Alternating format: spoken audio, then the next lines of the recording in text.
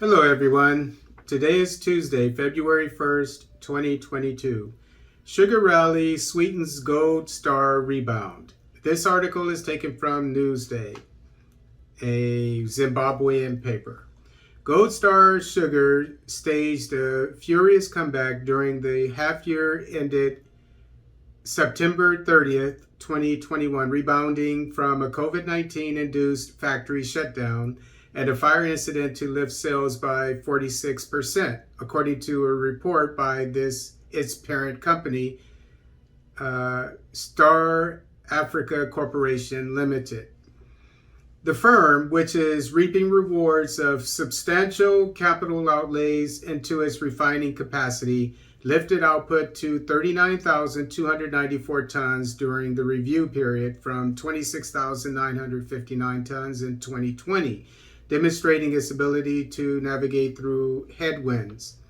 But recovery was also helped by consumers who trooped back to supermarkets after government relaxed lockdown restrictions to save a faltering economy.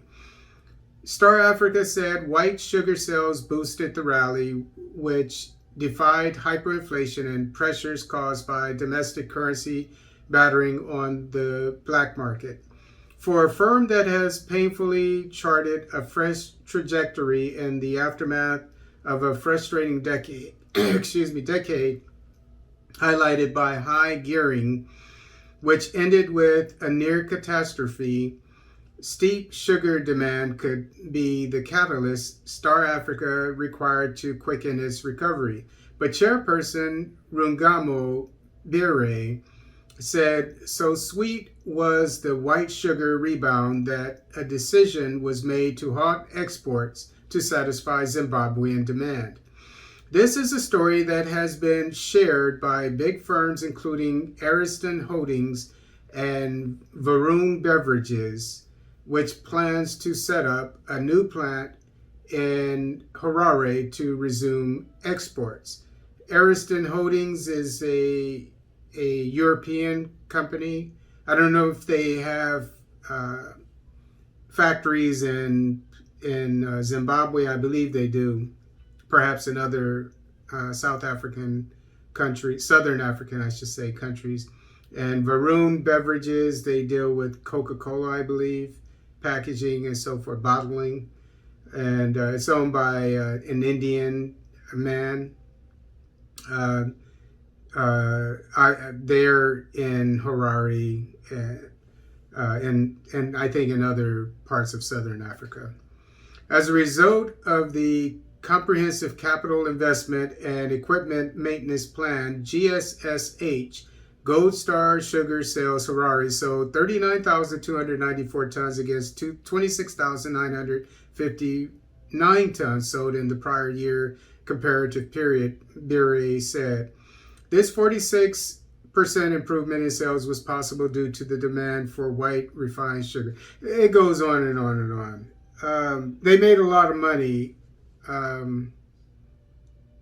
They made quite a bit of money. And this Zimbabwean sugar company,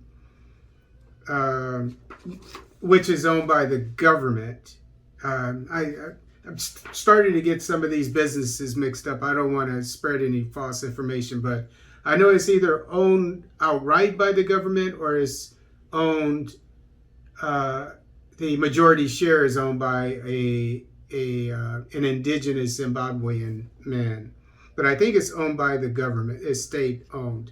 But the problem is these two companies that I mentioned, Ariston Holdings and Varun Beverages, they are going to get a piece of the pie.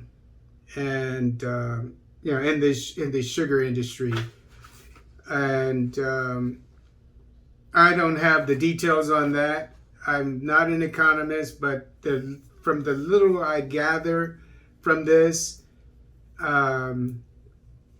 it seems that even though, and you can see that this Zimbabwean state-owned, I believe, sugar factory is able to service the whole country. They were almost able to export, and that's what they had planned to do until the demand was so great domestically.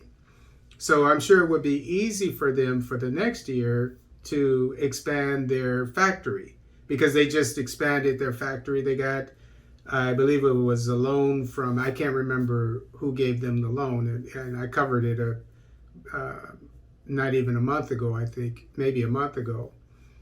And so we're seeing how the rewards of that, of the sugar company taking that loan.